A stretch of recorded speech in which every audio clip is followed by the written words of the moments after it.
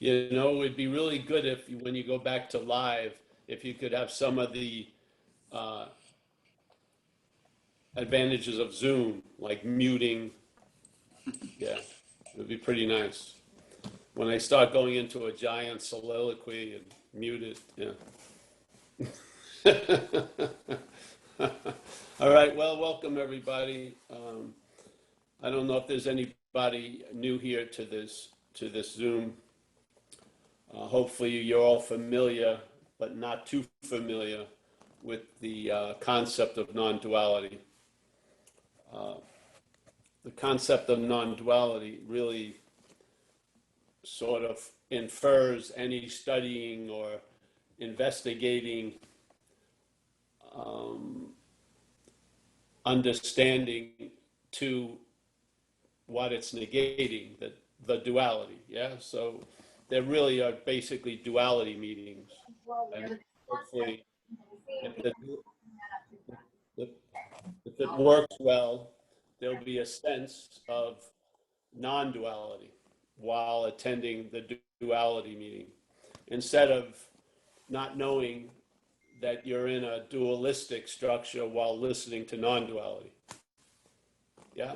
So this way, we just switch it around. Let's listen to duality with the hopes that we're hearing it from non-duality instead of constantly hearing about non-duality from duality, because it obviously hasn't worked. If you've been to, if you see, going to meetings is fine. There's nothing wrong with that.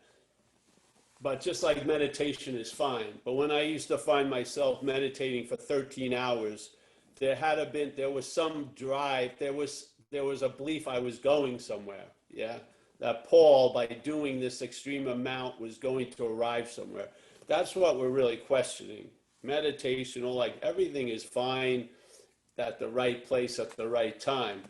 It's how it's being, what the meaning it's been given. You know, what does it mean to that which comes before it? So, and that is the idea of the meditator.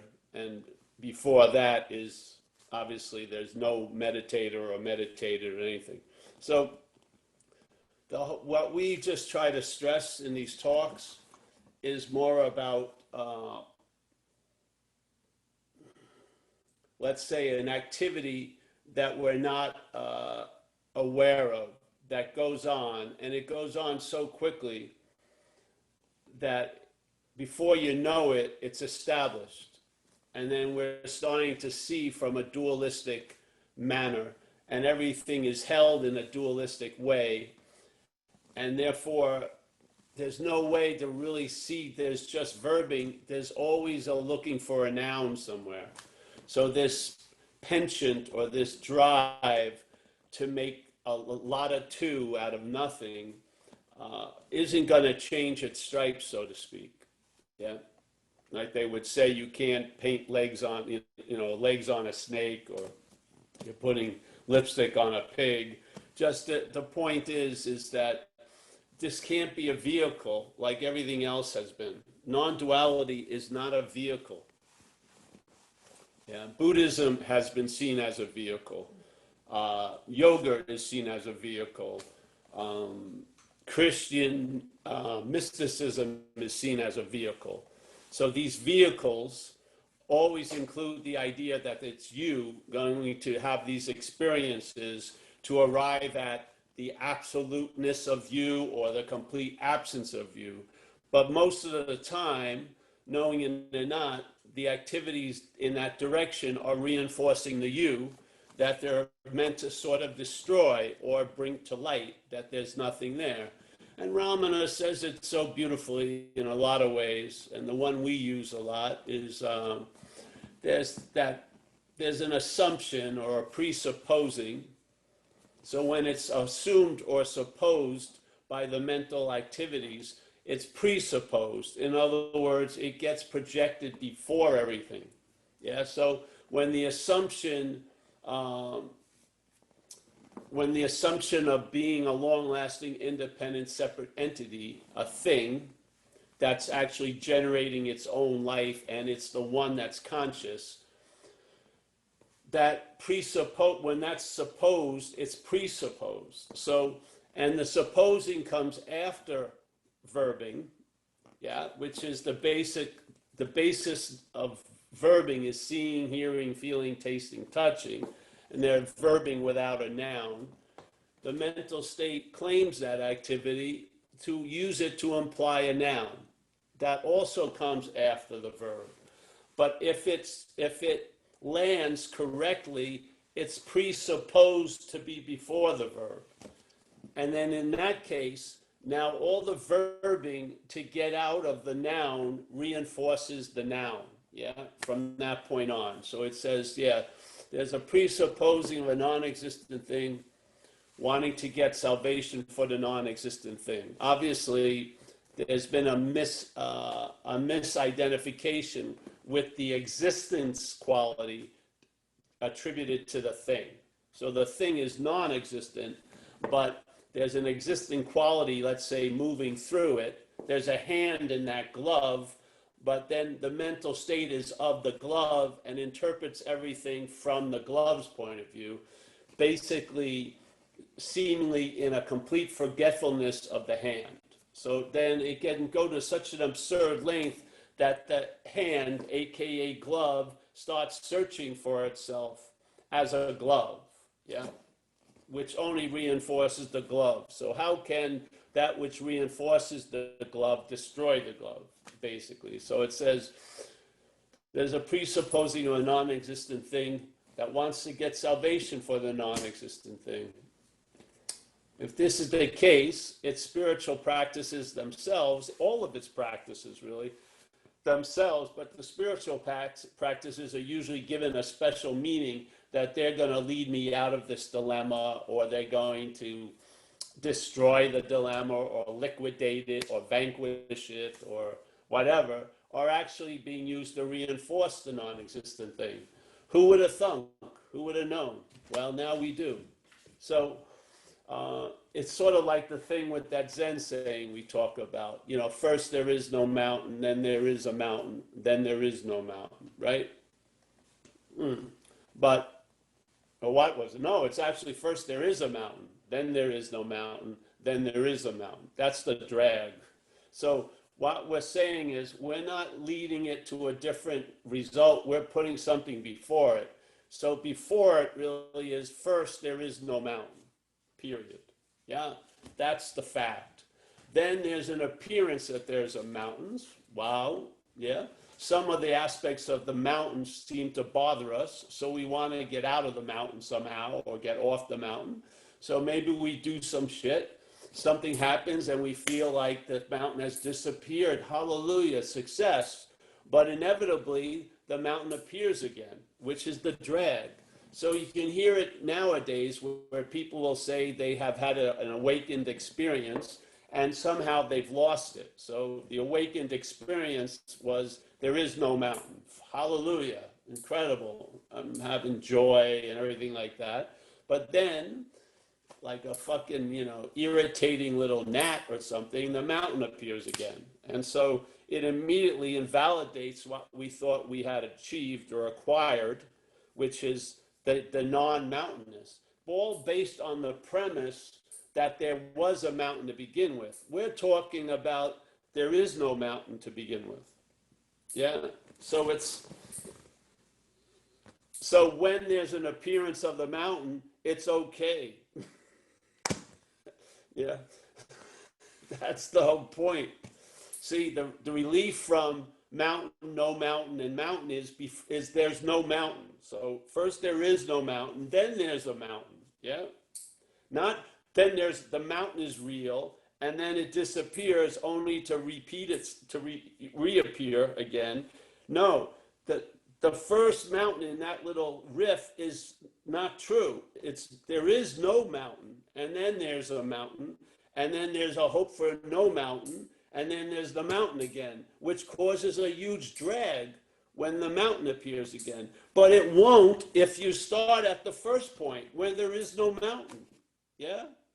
They'll be included. The appearance of the mountain will be included with the non-appearance of the mountain. You'll have phases in your life where the mountain will not appear for you. Yeah? You'll be riding high. but there won't be any identification with that. That's the joy. So when the mountain appears again, it doesn't have the crushing blow that it does when you don't want it to appear again. Yeah? Because the appearance of the mountain is just what the first one was, an appearance of a mountain. Yeah? Looking at it from no mountain, so there's an appearance of the mountain. So fucking what? Yeah? You know what I mean? Get over it, so to speak. Yeah. Why? Because you're rooted in there is no mountain. There is no mountain. There was no mountain when it appeared. There was no mountain that disappeared, and therefore there's no mountain that's appearing. Yeah. Even though it seems to be da da da da da. That's where the relief lies. The relief is inherently available. It's not brought about by anything. The relief is not brought about by anything. It's lent to everything from the inherent nature. Yeah? The relief isn't acquired when certain things have been removed. The relief is always available at all times. Yeah? Because it's an inherent state. There is no, like the Course in Miracles, I don't know if anyone's engaged with it or not. I haven't seen it in a long time, but they used to have an interesting concept, which was uncaused effects. Yeah. So people are suffering a lot of uncaused effects. Now, what the hell? How could an uncaused effect be real? Yeah, exactly. So if you see that all effects are uncaused, then the reality or the wallop they carry lessens. Yeah. Not because you learn how to feint and get away from the blows and do some like Aikido and Tai Chi, but no, they're uncaused effects. In other words, dreaming. Yeah? And you have a taste of dreaming when you wake up in the morning. Yeah? The only reason why the dreaming that was taken to be completely real while in the dreaming, unless there's lucid dreaming, usually it's taken to be completely real. That reality, no matter how real, gets dismissed as soon as you wake up. I mean, it's unbelievable. I mean, you could have been sweating and running from this fucking dreamt tiger, and as soon as you wake up, you stop running. Yeah? The sweat stops getting produced. The adrenaline goes down. You don't go, I'm going to bring the adrenaline down. I don't start chanting, there is no tiger, there is no tiger. It's obvious there was no tiger. Yeah? Because of what? Because you're seeing it from another state, an awakened state, let's say. But the awakened state that calls the other state a dream is another dream, as Ramana would say. It's the dreaming. It's another dreaming state called the awakened dream. Yeah. So during the day, we're having the awakened dream, and because there's not a good memory of the night dream, it doesn't negate the awakened dream. As the awakened dreaming negates the night dream doesn't negate, it does negate while you're in it, but it doesn't negate it. Yeah, it doesn't carry through. So the one seems to have more time involved, and it carries more weight, which is the awakened dream. Yeah, but it's a dream nonetheless. Its effects are causeless. Yeah, so they're being dreamt. They're appearing to be so to us. The word seemingly means it's appearing to be true or false to us. You see, that which is appearing doesn't have any meaning. It's given meaning by the observer of it or the experience of her, or whatever you want to call it. But it's lent a meaning. In other words, in recovery, we have a statement, we have recovered from a seemingly hopeless state of mind and body. At one point in my life, that condition was completely hopeless, mind and body. That's how it was appearing to me. Then I entered recovery, and it did not appear to me that way anymore because I was recovering from it. Yeah? So that hopeless state of mind and body wasn't a hopeless state of mind or body. It was appearing to be a hopeless state of mind or body, which is the truth about everything. Yeah? So the relief isn't that the mountain disappeared. The relief is there was no mountain to begin with. So yes, the appearance of the mountain is an appearance, the disappearance is an appearance, and the reappearance is an appearance. But there is no mountain. Yeah? That's where the relief lies. That's where you can rest. That's where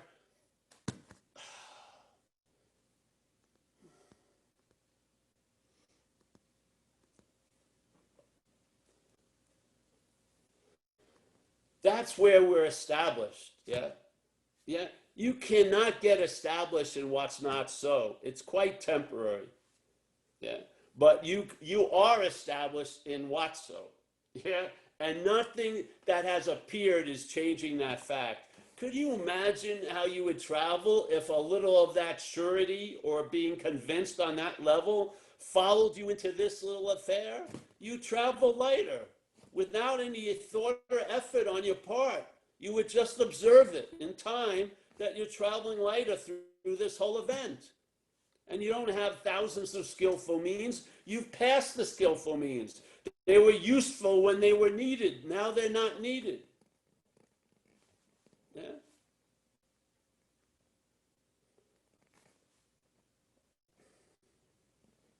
So this whole point, as we're seeing non-duality, non-duality is a negation, a negation. The affirmation of non-duality comes from the recognition of duality. That's where its affirmation lies. Non-duality doesn't need to affirm a damn thing. What we see is what we're not, and in seeing what we're not, and you know what? You don't see what you're not. You see the activity that implies what you're not. And then you recognize you've been engaged in that complete activity to imply what you're not. There is only what we are. That's it. There's no what you're not. Yeah? But it's just an extension of what we are in a manifestation called duality. So in duality, what you are can have a certain, like a shadow or a reflection called what you're not. Yes? And in this case, the what you're not has gotten taken a lot more interest and attention, and basically it seemingly has forgotten what's casting it. Yeah? So the shadow believes it's an inherent, long-lasting, independent thing. It doesn't see or recognize that it's being cast by what is. Yeah? And so the shadow's running around like it's what is, but it ain't. So there needs to be a seeming correction. When the correction is entertained, it's revealed you didn't need a correction because there was never a what you are and what you're not. There's never been two. Yeah? We're using the two to negate something. That's all. There's never been two. The thief and the policeman are you. Yeah? You're the whole show, completely. Yeah? Now, maybe if you saw that punch that was punching you all the time and you had a huge story about it, if you could recognize that and follow it and see it comes from you, then maybe there would be another possibility. Maybe you would stop. Who knows? Maybe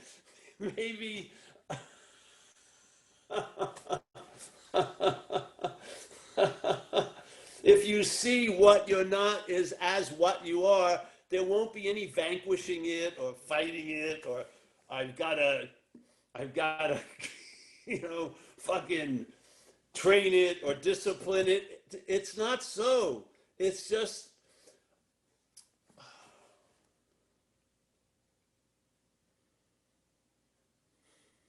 it's like all the attention doesn't go to the middle finger anymore. It moves, and then you realize you see a much larger panoramic event going on.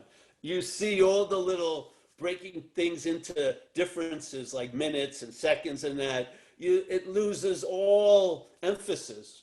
Days just go from, not even from one to another. It just goes on and on and on and on until it doesn't, I mean, so you can't say when you got on, you can't say when you get off. It's just going, going, going, going. I mean, to me, the more this is entertained, it's not the more it entertained, it's just entertaining itself more. you really come out of the fucking mental cocoon of noun and verb, and you just feel like a verb, you just, things are happening. There's thoughts, feelings, and, hearing things constantly all day.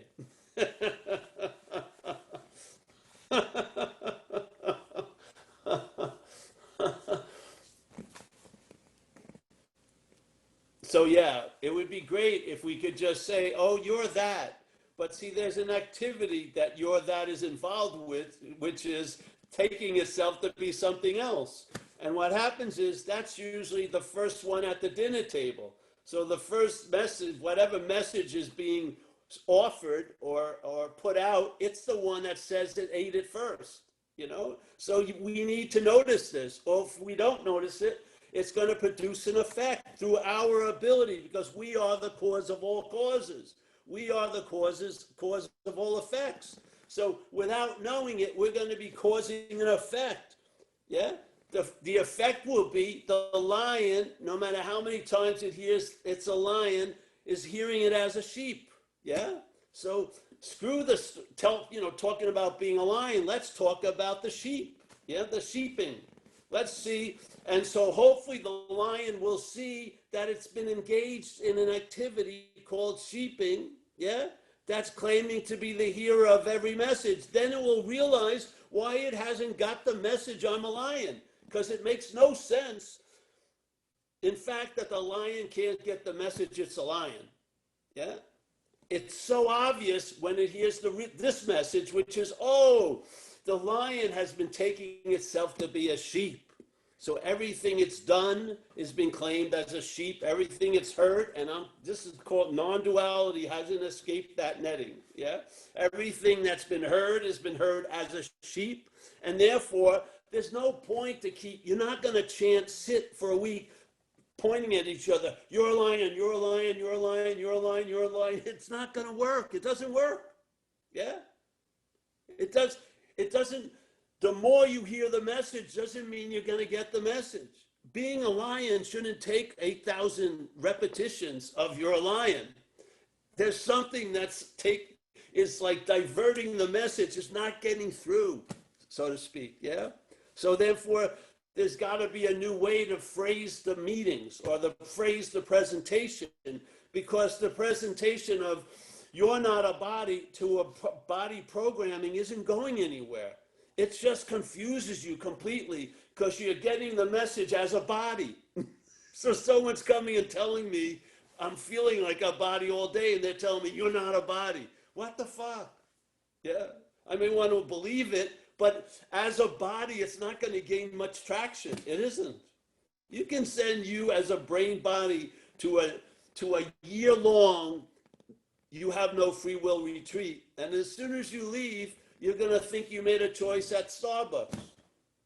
Probably, because the programming is you have free will. It's the programming. We didn't just fall upon it. It's the programming of this whole event, of the imaginary non-existent thing. The non-existent thing is programmed to believe it has free will. Yeah? And so when it hears the message, there is no free will, it just confuses the hell out of it. You know what I mean? Bypass it. Why do you want to waste any more time talking to the sheep about being a lion? Yeah? Let's talk to the lion about being a sheep. I mean, maybe this is a better way. I don't know, or at least another way. I went to talks. I heard what happened. Intentionally or not, it was leading me to thinking of something like all I am is consciousness. But it was trying to be held as a body brain. It just didn't work, yeah? So, yeah, that's all today.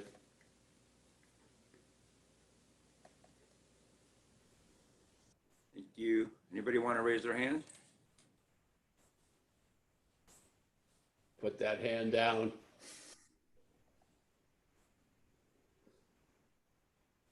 Thanks, Paul. That was good. Oh, thank you. Will the real Paul stand up? Kerry wants to ask a question. Yeah, I got some, Paul. It's not really a question, but all I could think of today, and I was just laughing about there is no mountain. There's a mountain. All I could think about, there is no wife. There's a wife. There's no wife. But then there's a wife. You can say that about a job, a wife, a life. I don't know. That's all I got, which I just wanted to share. Thank you.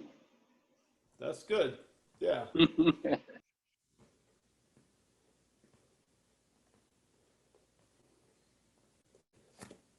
But you see what we're saying. The assumption to me is very casual that the reality is there's a mountain and then there's no mountain, but then there's going to be a mountain again. But I don't see the reality as a mountain. I see the reality as no mountain. Then there's a mountain and then there's an argument with the mountain. So I lean towards I want no mountain, and I do tons of shit to get an experience of no mountain. And then suddenly, no matter what I do, there's the mountain again. How fucking frustrating. Yeah. But if you just take it back, there is no mountain. All right. See how it goes. See how, like, the wanting for it to disappear gets changed. Yeah. Do you know what I mean? That desire for something that seems to be real not to be real, that gets changed. Yeah. I saw when I came into recovery that most of my life, certain things really scared me when I was young. And so the activity that this programming went through was to try to make a lot of shit unreal. Yeah. Like people leaving me, my father dying, my grandmother dying. I wanted to make that shit unreal because it seemed unbearable to me. Yes. And so my head was busy trying to make shit unreal. And when I finally came to, I realized I was giving it all the reality it had. By me trying to make it unreal, I made it more real than fucking ever. Yeah? Because without knowing it, my solution was reinforcing the problem. Without knowing there's a presupposing or non-existent thing, your spiritual practices are reinforcing it, not destroying it. It's the same. Yeah? Without knowing it. So we're at least putting, see, we call it like the spiritual subpoena or something. You know it. You know you got a court date. Now, if you don't go to court and you get pulled over and you get arrested immediately because there's a bench warrant out for you not going to court, what? You're not in the state of not knowing it. You knew it. You just didn't want to go to court. All right, then be freaking accountable. Yeah? So here, spiritual subpoena is served. Yeah.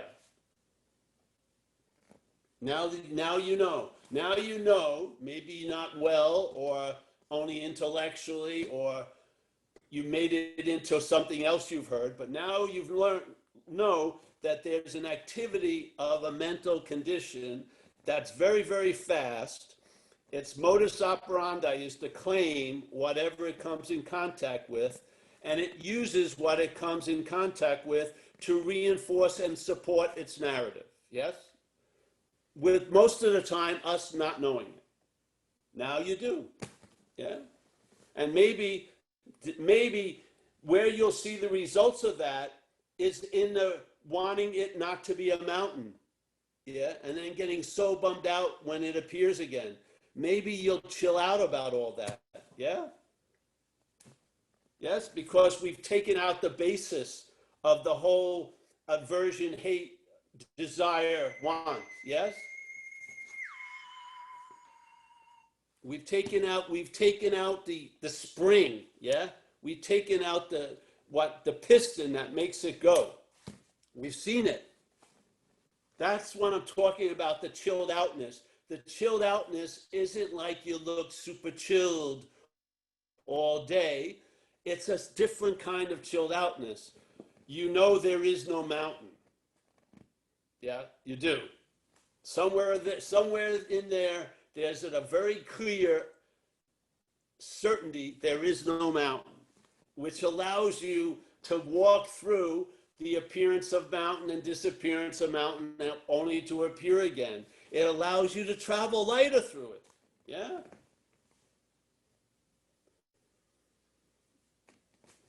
Not because you become a master of sustaining there is no mountain period, because there's going to be a mountain again. Yeah.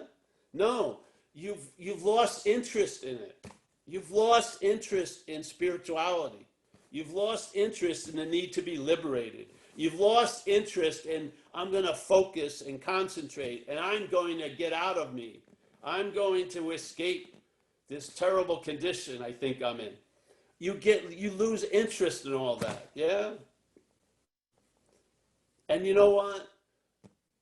Like the giant mystical foot of God doesn't stamp you out, yeah? You don't, all the thing that you were worrying about, if you just gave your permission to take a Saturday off, doesn't come and haunt you. Oh, you know, all the boogeymen, the closet doors are open, and all you see is your fucking pale shadow in there, yeah? And now you're not looking to get permission from someone else or from you or from God. It's okay. Yes, you're just generally okay. Yeah, yeah. It's a nice way to. It's a nice way to be. You're not going to do yourself into it. You'll do yourself out of it, seemingly, but you're not going to do yourself into it. No way. No way. Yeah. All right. Thanks, bro. Nico.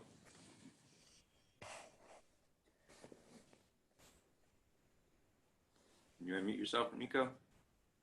Yeah, hello. Hi. Nico, Hey, Paul. how are you? How are you? You hear me? Yes, I do. I just want to say hello. Well, nice to see you, Nico. Yeah, nice to see you too. How are you? Okay? Yeah. I'll be better when No, this is over.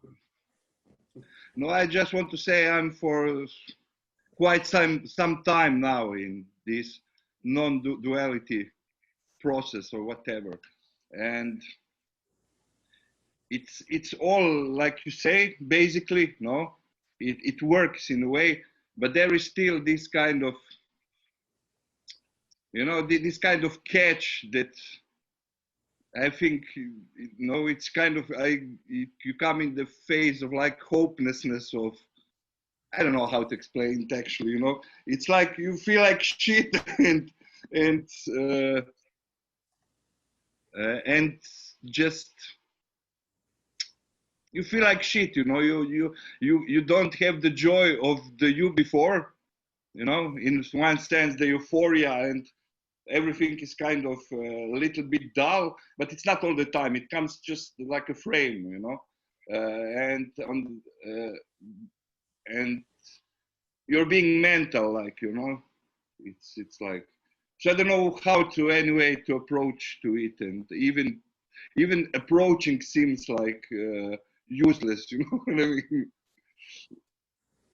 Well, let's say, like Ramana said, you're in the tiger's mouth, right? So now, at this point, you're in the tiger's colon. Yeah, Yeah. okay. Yeah, you're in the tiger's colon, and all these juices are working on you, and you're being changed, really, which is, it's a weird thing when interest and attention that you thought was yours and was about you and your life, when that's seen through. It's a little bit a bummer for the programming, yes?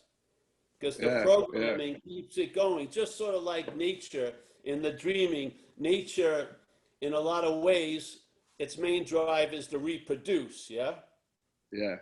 And so a lot of things probably wouldn't look into that too much, so they make it really, really fun to reproduce, yeah, Yeah.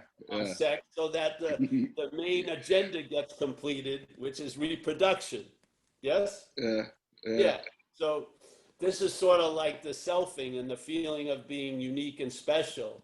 It gives a lot of meaning that it loves. Yeah. And when that starts, when that rug is pulled out from underneath it, it's sort of like a bummer. It like flattens Yeah. out. Yeah. Yeah. Yeah. It's Yeah. not like one of those Coca-Cola commercials, or this Yeah. like Yeah. milking, everything. It's sort of, but this is a phase. It's not the way it stays. It's a phase, I feel, because the interest and attention gets distributed, yeah? It gets pulled off of certain things, and then it's shuffled, and then it's dealt in a different way, yeah? Yeah. Yeah. Yeah. Yeah. And there's a real quiet joy in that. And there's a quiet, yes? But you're already in the tiger's colon, so you might as well relax. Yeah. Okay. Okay. Yeah, No, but you'll be shut out soon, and you'll probably be, in the long run, you'll okay. be quite happy about it. Okay. Right? Thank you, Paul, very much. I'm waiting for the tiger to take a bump. That's right. That's right. Okay. You're moving in there and fighting it is giving it constipation. Okay. Okay. Then you'll slide right out. Okay. Uh, but the fact is, the knowing side, the bug that wants to know, it's like it's not, it shut down, but then again wakes up. Like then, Yeah. this philosophy, that philosophy, all the time in getting the info in the hope that you will get the click, but it mostly doesn't work. No, it's Yes. mostly Yeah. it's It's sort of like what used to be, let's say, inspirational is sort of seen like mind candy now. Yeah. yeah, It yeah, produces like this. cavities. It produces cavity. If you eat too much of it, you feel really empty. Yeah, like that. So Yeah, yeah, you just get yeah. weaned off of all that stuff. Yeah. No one's saying it's a walk in the park, No, okay, but okay. there's again, it's too late to argue. You're in the tiger's colon, I mean. Yeah, okay, okay. Thank you for that info. Yeah. Thanks, Nico. Anybody else want to raise their hands?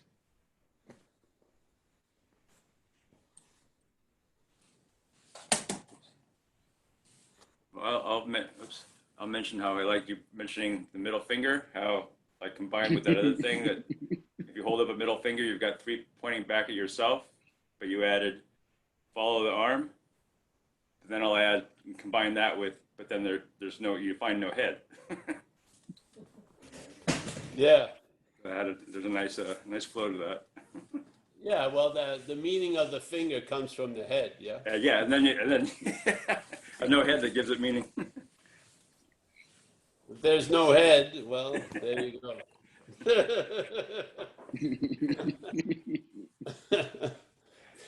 If there's no head, there's no finger, actually. Yeah. Mm-hmm. Yeah.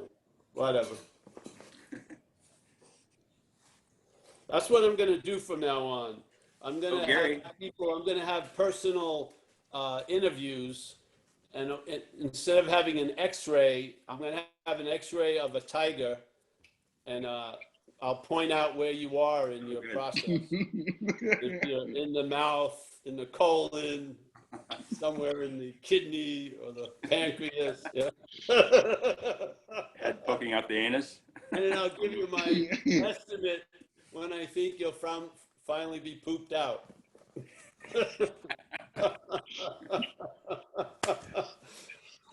It'll be. We can give you we can do a thing you put on your iPad screen, like in the plane when you take off, they have that little plane and it's moving, showing how slow you're going. We'll have a little picture of you moving through the digestive tract of the tiger.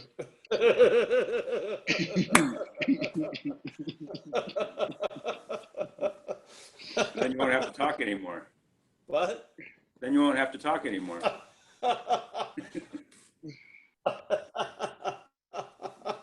I think that would be cool.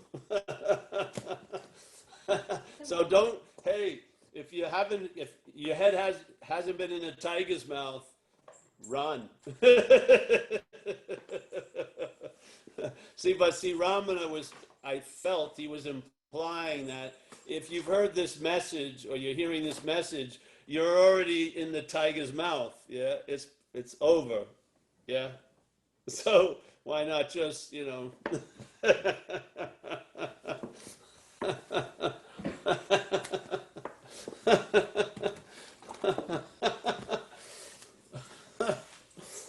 you imagine if one day it dawned on you, you've been waiting to be free while you were free all along? Because you have ideas that you have no idea how much faith is in, that it would have to look a certain way for you to be authenticated as being free. And then at the last moment, when you pass away, all the roles that you played as God, the judge, the this and that would be seen right through. Yeah? Yeah. Why not now, eh?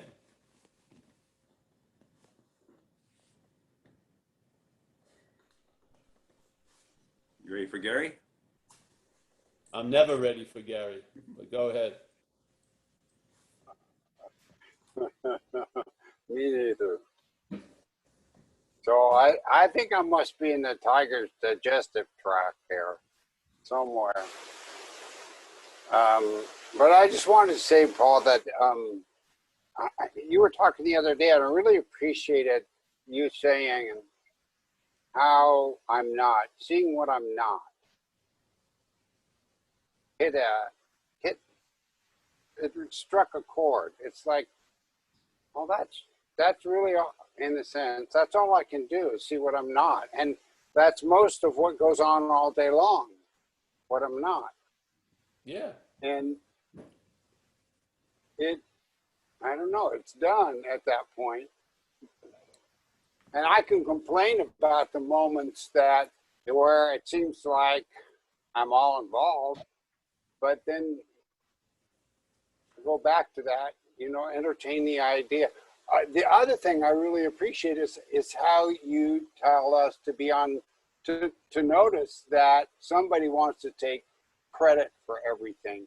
That really helps. Oh, there I am taking credit for things again. Wow, that's a really good thing. Remember that. It's not you that's trying to take credit.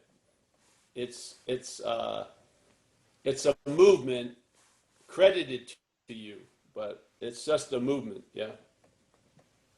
Or you can look at it as just put a small little a in front of the you, and it would be a you looking to claim credit, yeah? Yeah. Yeah. The thing we're saying here, see, the seeing of what you're not is exactly the description of every moment of every day. We're seeing what we're not. It's not like you come to a moment where you see what you're not. There's the seeing of what you're not all day, as you were saying, yeah? So basically, people want to believe it's going to be an arrival or an event where they finally see what they're not. No, we're seeing what we're not all day. Actually, we are it all, but you know what I mean? We're not. And so it's available at every moment, yeah? It's not like we're not going to arrive there. It's describing an activity that we're in right now. We're constantly all day seeing what we're not. Yeah. How available is that? Yeah. So hopefully, I can share some observations. I swear, K-Paul, the channel I seem to have a subscription to, K-Paul was about 90-something% news, yeah? CNN, it's going to be terrible, you'll never be loved, constantly like this, and there may be a few minutes of a few percentages of laughing at other people. Now, basically, the whole flagship is turned into Comedy Central. It's the same information. It's just how it's held. It makes it completely different. That's our role here. Yeah. It's how we hold. So you can describe self-centeredness because it's a way of holding life. It's a way of interpreting life. We've had tons of experiences of it. We can hold that and check it out. Yeah. That is not our view. It's a view. Yeah. And so basically, jeez. And the warning is, you may be using self-centeredness to look at self-centeredness. All right, that may not go well. Yeah, so this is what we're doing, is to see what we're not. Yeah. And then you'll realize that's all that we've been seeing, because we can never see what we are. It's not afforded to us. We are it. See, this is what people feel they've gotten gypped. They feel like they're completely gypped because they want to have an experience of what they are. They want to have an experience of the truth. But unfortunately, you are the truth. You are what you are. So basically, it's the mental state's withdrawal from that fact. That's when you have these periods of being bummed out. It really wanted to be here to get it. It does. It really wants to experience, when people describe what we are, consciousness and love, complete love, it wants to have that. It does. And it's terribly disappointed when it finally has a rude awakening and realizes that it can't. Yeah? You're not going to experience what you are. You're not. It's impossible. You would have to be something else. And that's not the case. You can experience anything else, anything fucking else, but you can't turn that desire to experience on you. It doesn't work. You're going to be frustrated. You're going to be disappointed. And hopefully the disappointment and the frustration used by mind itself will be given some value. You'll realize the failedness of the system. You will. Yeah? And maybe you'll be bummed out a little while, because you know what? Your moment of surrender may not be on a cliff with the west winds blowing your long hair behind you and having previous girlfriends and hopefully future girlfriends looking at you adoringly. Oh, look at him. He's surrendered. No, it's probably not going to, it doesn't look like that. Yeah. No one's going to recognize you in 7-Eleven. They're not going to drop their packages and ask you to heal them. It may not go that way. It's just going to be dog shit awareness. You're awake to being awake. Yeah? That's in and of itself enough, really, completely. And this is what happens. You get weaned off of these layers of desire by seeing that they're not your desires. Yes? There's just desires that are being claimed to imply you. Yeah? And you'll see those desires are always destined for frustration. Just like in Buddhism 101, everything is fucking temporary. That's why it's not satisfying. What? Yeah. I mean, they spell it out. Yeah. That we're going to be bummed out quite a lot in this life if we hold and cherish these ideas that don't hold any water. That's not true. Yeah. So you grow up in non-duality. You do. There's a growing up because you get sober. You have a sober assessment of what is possible and what ain't possible. Yeah. And it's impossible. You're not going to be there to get it. You're not. If you want to delay this moment for that special moment where you finally get it, when you're there to get it, that's slavery. Yeah? Because the inherent freedom is now. now. Yeah. If you want to, you're not going on the flight. It's not personal. They just won't book two of you. They won't. Yeah. You got that which you think is essential can be left behind. It's not even a carry-on.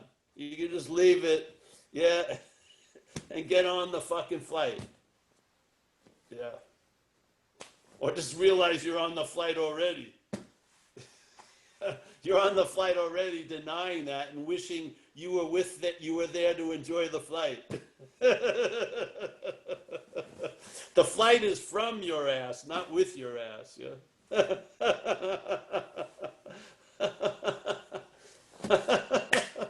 So this to me is just like a what would you say? It would be like a non-organic, non-gluten-free, non-vegan joy. It's just joy, yeah? Nothing special. It's just like a relief that is quite relieving. Let's put it that way. Yeah. Yeah. Thanks.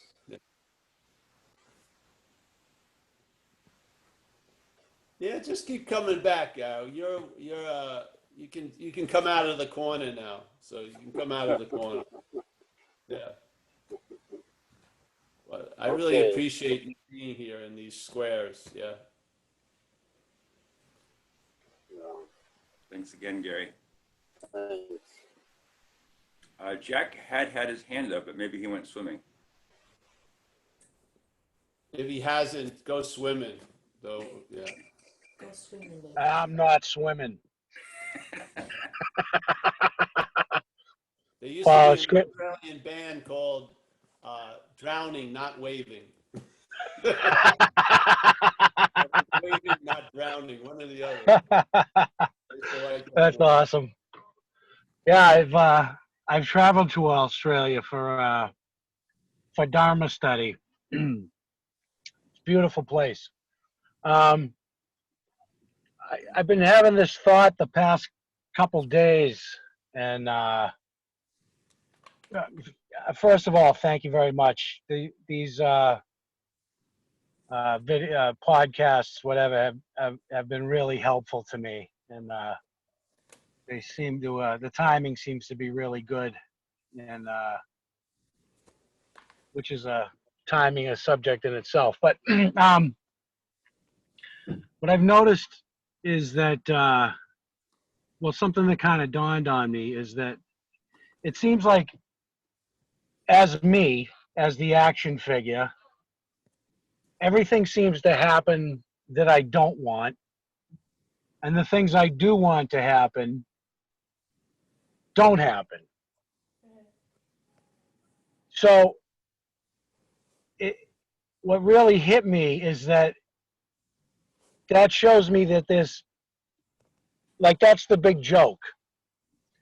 That's the divine comedy. That's why I laugh at it. And it just shows me that everything isn't the way that I think it is. Do you know what I'm saying? Yeah. It kind of proves to me that everything isn't the way I perceive it. Because I want certain things to happen, they don't. I don't want other things to happen, and they do. And it's uncanny. It's just uncanny how quickly, and it's, it's all day long. But it just shows me that how my perception of things is not accurate. It happens so much that it's just a fucking joke. I have to laugh at it, And I was thinking about you today, actually, and how you have these breaks of silence, and you just laugh. And I'm like, that's what he's fucking laughing at, the divine comedy. The whole thing, that this whole picture, well, I don't know that for a fact, but it fit my narrative, so let's run with it. No, I'm kidding. Anyway, yeah, so I don't know if you want to speak on that. I just raise my hand sometimes because no one else does, and I just really like to hear this stuff, That's Yeah, all. it's Thanks. right. We We value your participation. So, what is it? I would think that, yeah, it's funny how life bleeds into us to inform us of things. The information I finally got through living led me to believe I could turn my life over to a dog catcher, and the dog catcher would do a better job with it than I would. And basically, the person who had the least amount of interest in me would be the best person to turn my life over because they do a whole lot better job. So I got very early, I could see my own interest had a different effect than I thought it would have or was having. Yes? So you start, and then let's say you run into a thing called the Course in Miracles, and they describe and they emphasize dreaming quite a lot. And their descriptions of dreaming start categorizing a lot of your experiences, and a lot of your observations are now moved under one banner. And I saw basically there's a diagnosis I like in the Course, which is you and I. It goes like this: you and I are the dreaming of the dream. Now, I don't believe there's a dream, so let's say you and I are the dreaming of the dreaming. We forget that we're dreaming. Now, that's interesting. So what is the vehicle for forgetting that you're dreaming? Yeah, well, taking yourself to be the dreamt, yes? So the dreamt would never see that it was dreaming. It would be calling the dreaming real, yes? So the Course would say, first there's projection. Let's say there's projection, which is the act of dreaming, and then there's perception. And perception is the act of the dreaming taking itself to be the dreamt, yeah? And now it's perceiving the dreaming as real, yeah? It's seeing things, and solidity implies realness and stuff like that. So it's a process. So the dreaming forgets that it's the dreaming by being identified as the dreamt, and now is perceiving the dreaming and taking it to be real. So it goes like this. All right, so dreaming forgets that it's dreaming. In that state of forgetting that it's dreaming, it gives everything it's dreaming the power to affect it as the dreamt, yeah? You don't see it as our day. It's sort of like how the day goes. So we're forgetting a very important aspect of what's going on. And now there's meaning being lent to things that aren't really things, yet now these things can apply an effect on us. They can get in our way, they can fuck with us, this and that. But in a sense, if you saw it from a bigger picture, you're giving everything all the meaning it has, and you're giving something unreal the meaning of reality, and now that reality can bite you in the ass. Yes? So to me, that's an incredible diagnostic of what's going on here. Yeah? And so what I found in furthering this stuff, it's pointless to talk to the dreamt about the dreaming, because it will only hold the dreaming in its frame of being the dreamt. But it's very valuable to talk to the dreaming about the dreamt, yeah? So that the dreaming sees it's not the dreamt, and then now that all the meaning it was giving to things as being real can change, yes? Because the meaning that they were real was coming in, giving the meaning of the real dreamt, the dreamt real, yes? So this is made to be real, and therefore everything else out there is real, and vice versa. Out there, reality causes this to be reinforced to be real. Yeah? Yeah, like a symbiotic event. So this is how I see it. So that's why, in a way, when I came into recovery, all of my strategies produced the exact opposite effects that they were drawn up to produce. Yeah? So instead of protecting me, they were like dog whistles that would call authorities to wherever I was and whatever I was doing. So I started getting arrested in so many weird ways. I had to see my role in it, yeah? Because my friends weren't getting arrested as the way I was getting arrested. So I realized in hindsight that there's a lot of juice going out, and if that juice is directed from a certain position, it attracts undue attention from authorities. Yeah, that's just the way it was. So as soon as I stopped drinking and using and giving that point of view fuel, I stopped having a very attractive quality to authorities. Yeah, it was just that fucking simple. So, yeah. I hope that hit something that you were saying. I don't know. Oh, it absolutely did. And so basically, would this hold true to what you were saying? If, let's say, someone is irritating me, and they cannot irritate me unless I'm irritated. Well, let's say the thing is, there can be irritation, but there's no them or you, really. Yeah? Okay. See, people want to deny the irritation. I don't deny the irritation. There's a feeling of discomfort, but it's not me having it, and it's not you that caused it. Okay. Yeah, it's different. See, people believe that if they rise to a certain case, they're never going to feel disappointed. I don't think that's the way it goes. There'll be a feeling of disappointedness, but it won't be used to identify as the one who's disappointed. Yes? Okay. Yes? Yeah, Yes. that's the traveling lighter. The traveling lighter doesn't mean you're gonna have great events all day, every day. Yeah, it means you'll travel lighter through whatever's happening. Yeah, because the heaviness that's lent to what's happening is coming from us. So if you limit the distribution center, there'll be less of the heaviness in your life. That's basically the case. Yeah. Awesome. See your real role here. Your real role is huge role.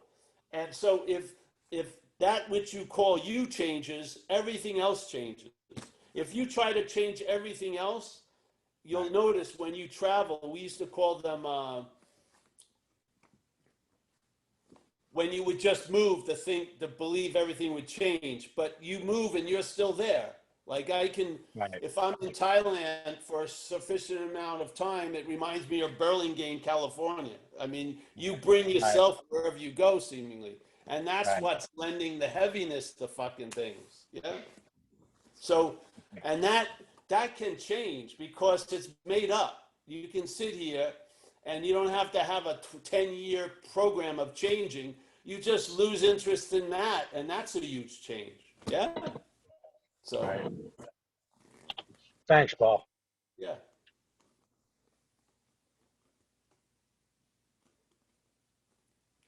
Yes? Any other hands? Sky went to sleep. That's good. Sky's asleep. They're all going to sleep now. Yeah. There you go.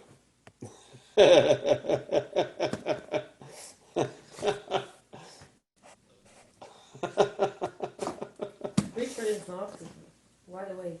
Richard's wide awake. Richard is wide awake. All right, where's Richard? Oh, there's Jay. Jay had such a nice share the other day.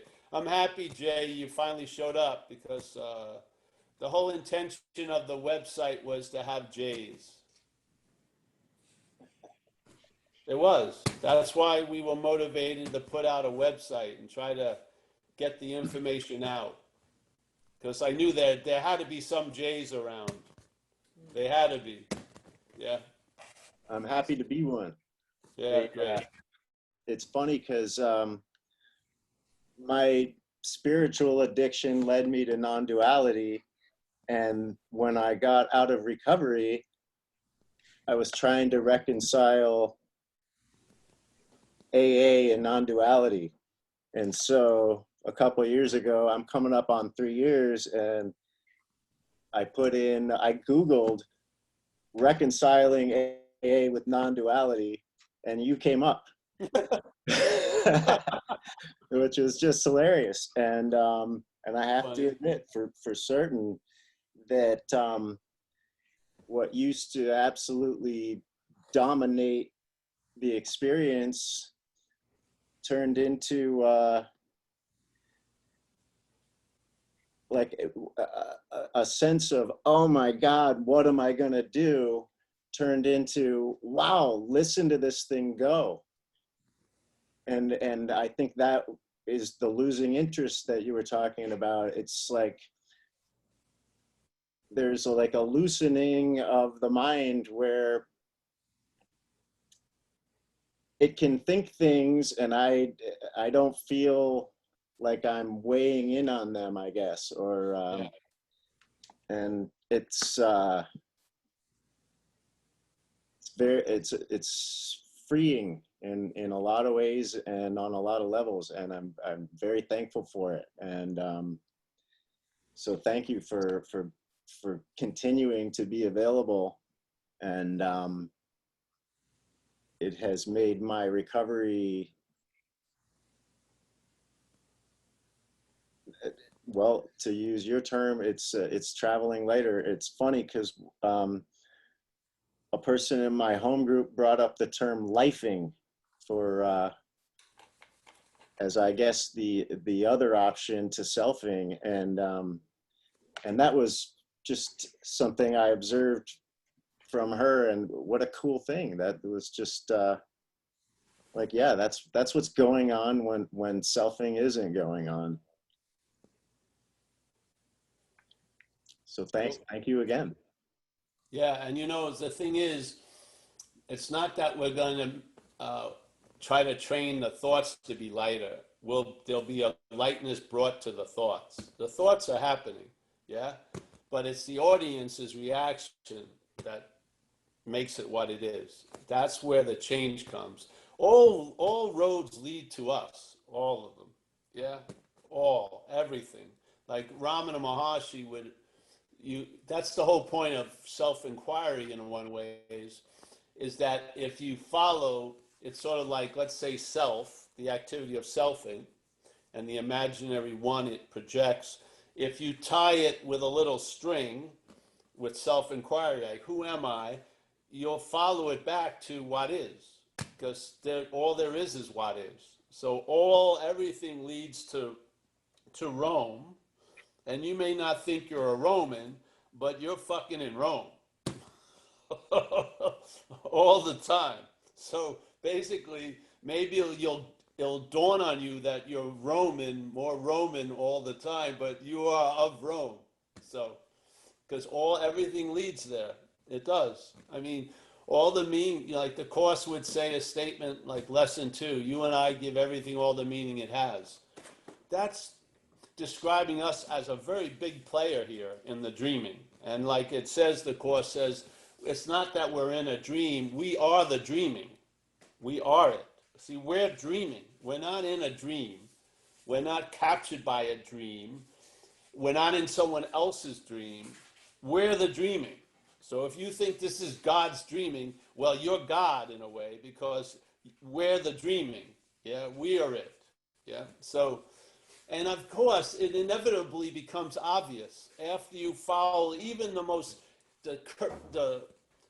relaxed, nonchalant investigation always points here. Yeah, it's very rarely pointing out. You can blame somebody, and it doesn't withstand investigation. You notice it, but everything goes back. Everything.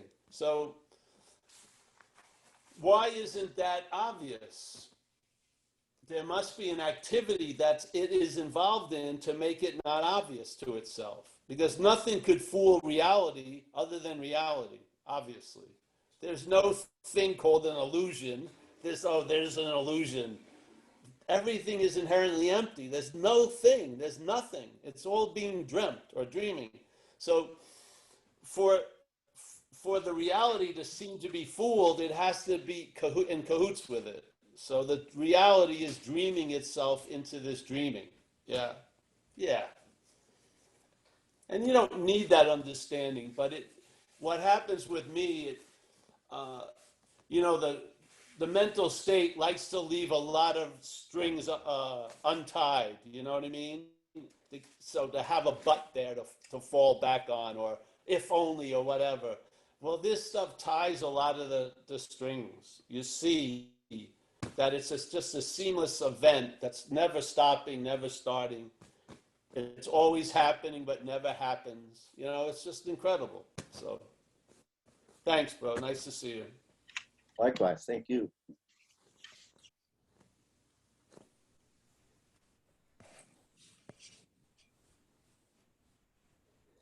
Richard, nice to see Richard from Highgate. Yes, Highgate. Where did we used to go to? That what was the coffee place? Crouch End. Oh yeah, I'm looking forward to going to Crouch End. George is with his other Miss Void. Miss Void has appeared. Nice to see you, Mr. and Mrs. Void. Barbara and Roman, Germany.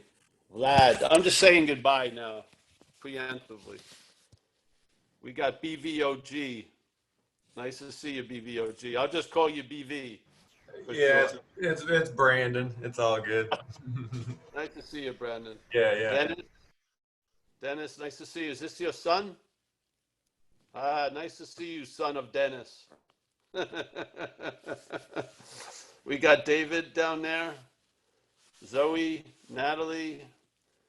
Let's see, that's Vlad. Yeah, that's Vlad. We got Mike, Kerry, Sharon, Jay. Mike is awake the whole time, Mike. That's a successful Saturday. Judith, Mickey, Nick, more or less. Let's see, we got here Rob from Hawaii. Nice to see you, Rob.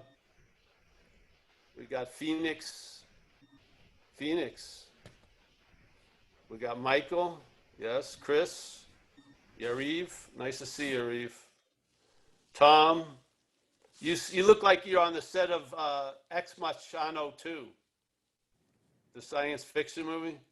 It's all white. You got a whole white room. I like that. See it? Sky has resurrected. Sky's back. Yeah, nice to see you, Sky. Supamya, Macaulay. I'm just going to go with Macaulay. Nico. I have trouble with that. Tom Amsterdam. Nice to see you, Tom. Gary. Yeah, you only have an hour left, and then you got to go back to the corner. So make the most of it. We got Mike C. A lot of people have guitars in their rooms. It's good. Mario's on the move. It's a little cloudy where Mario is. Rob Middleton. Rob is not I once went to this retreat center. We used to call it the what was it? I forgot it. What was it? The middle way. It was the upper middle way. They had incredible food. I'm going to tell a story, all right? You have 5 minutes? You guys ready? 5 minutes. I did this retreat once. Who did it? Yeah. But I was at a retreat in Northern California. And you could do it for like a week or a month. There was different time going on. So I signed up for like a couple of weeks. So I was on my 11th or 12th day, and it was silent. You could talk to the teacher in the morning, and then you just go wander around, meditate in the meditation area, or just do Tai Chi or shit. So 13 hours a day, you'd have to do meditation and stuff. So every day, and we had 3 meals a day, and so one day after about 12 days, there's like everyone's roaming around the hills, walking meditation, like vertical cows, Then at 6 o'clock, they ring a big bell, and all the cows start going towards the food center. And so I got there first, and for this night, they put out ice cream. They hadn't put out ice cream any other night. And so I sat down and I watched everybody walk in, they have this loving gaze, they look really beautiful. Then their eyes come upon the ice cream, and you could see they lost, the whole retreat was gone. Their heads started figuring, should I get the ice cream first, then come back for the dinner? It's like everyone's strategy kicked right in.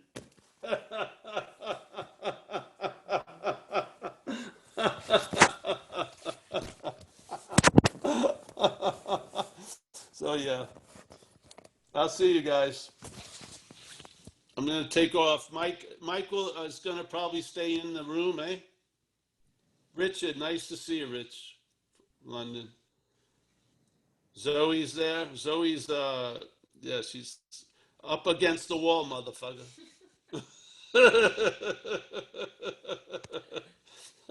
I've had that said to me a few times. So I think Mike is the one that does all the work here. He's left. He's left already.